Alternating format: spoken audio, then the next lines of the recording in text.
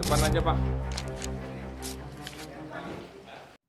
Pemirsa, sidang ketiga dugaan perkara penganiayaan dengan terdakwa Efrizal Arsyad digelar hari ini di Pengadilan Negeri Kota Bumi, Kabupaten Lampung Utara. Agenda sidang hari ini mendengarkan keterangan saksi ad charge atau saksi meringankan, yaitu Dr. Suwardi yang diajukan oleh pihak terdakwa.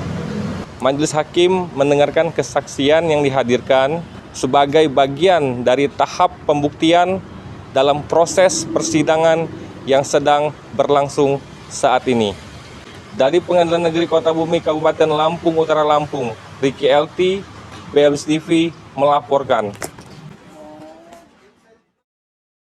Sidang lanjutan perkara dugaan penganiayaan dengan terdakwa mantan asisten 3 pemerintah daerah Kabupaten Lampung Utara, Efrizal Arsyad, kembali digelar di Pengadilan Negeri Kota Bumi, Kamis 21 Mei 2026. Persidangan yang memasuki tahap ketiga tersebut mengagendakan pemeriksaan saksi ad charge atau saksi yang diajukan oleh pihak terdakwa.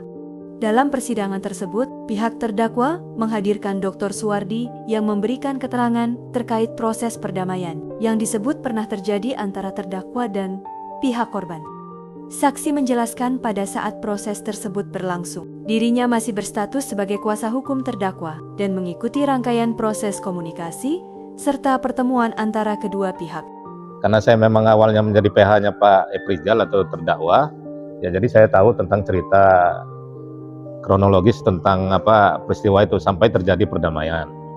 Setelah terjadi kekisruhan ini dan perdamaiannya tidak dilaksanakan oleh pihak korban, maka saya tidak bisa lagi jadi pengacaranya karena saya akan menjadi saksi yang menerangkan bahwa sebenarnya perdamaian itu sudah terjadi, uangnya sudah diterima, kemudian sudah ada kwitansinya.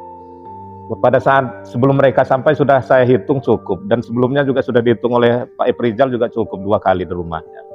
Nah, jadi kalau tiba-tiba dia bilang kurang, dan itu jaraknya juga cukup jauh ya, jam 5 sore baru jam 9 mereka menyatakan uang itu kurang. Jadi kan agak aneh itu.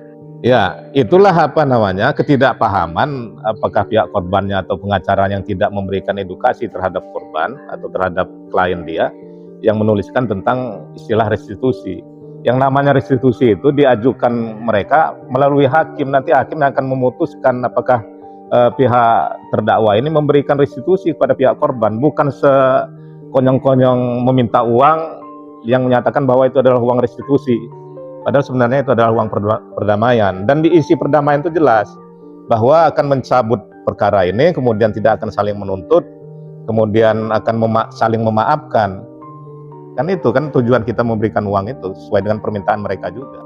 Dalam persidangan, jaksa penuntut umum juga mendalami sejumlah keterangan saksi, termasuk terkait proses kesepakatan yang disebut terjadi di luar persidangan. Usai sidang, kuasa hukum terdakwa menyampaikan pandangannya terkait keterangan yang disampaikan dalam persidangan. Terima kasih teman-teman media semua. Pada hari ini kita melanjutkan persidangan atas nama terdakwa Efrizal Arsyad ya. Hari ini agendanya adalah pemeriksaan saksi ad charge. Nah, hari ini kami sebagai tim kuasa hukum dari Efrizal Arsyad menghadirkan Bapak Dr. Suwardi SMH sebagai saksi ad charge yang menyaksikan tentang adanya perdamaian antara korban dengan klien kami, terdakwa Efrizal Arsyad tersebut. Demikian. Saksi ini berbicara tentang fakta ya, saksi fakta. Dia menceritakan tentang proses terjadinya perdamaian yang ada itu. Termasuk mengenai adanya uang sebesar 60 juta yang kemudian dikatakan oleh korban yang inisial SFT ya kalau saya nggak salah ingat, dikatakannya kurang. Nah, tadi sudah terungkap di depan persidangan bahwa uang itu sebetulnya tidak kurang, pas.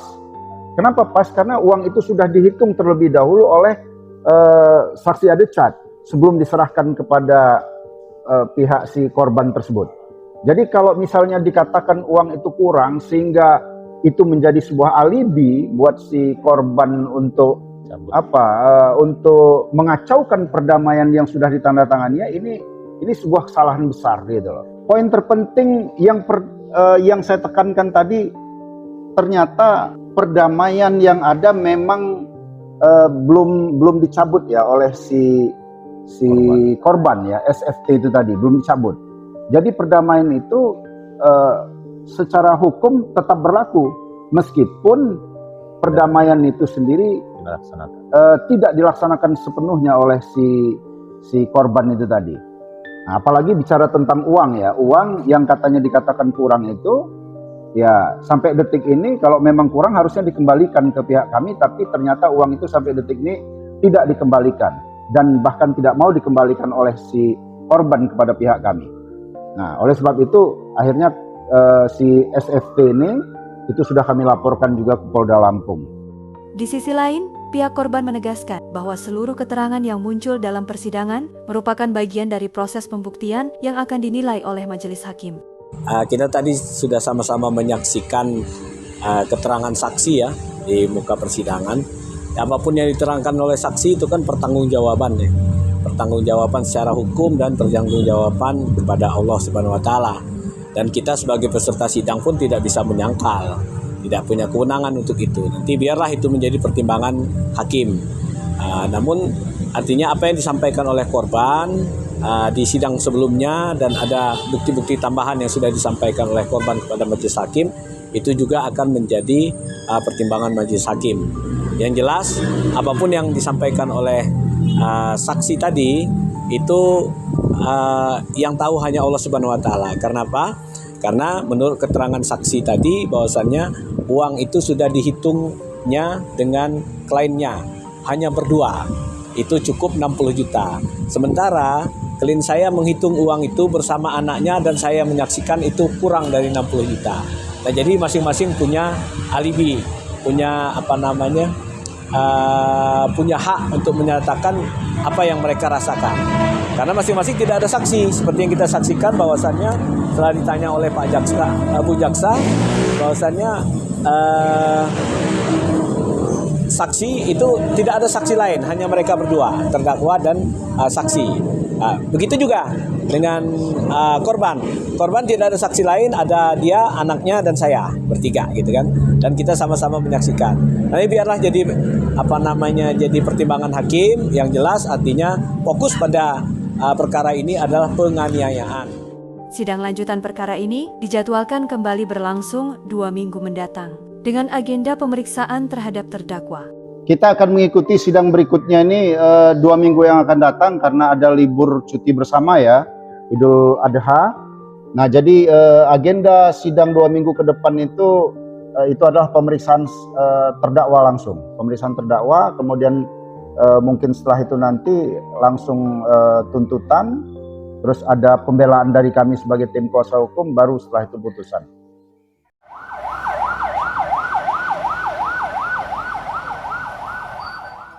Dari Pengadilan Negeri Kota Bumi Lampung Utara Lampung, Ricky LT BLB News TV melaporkan.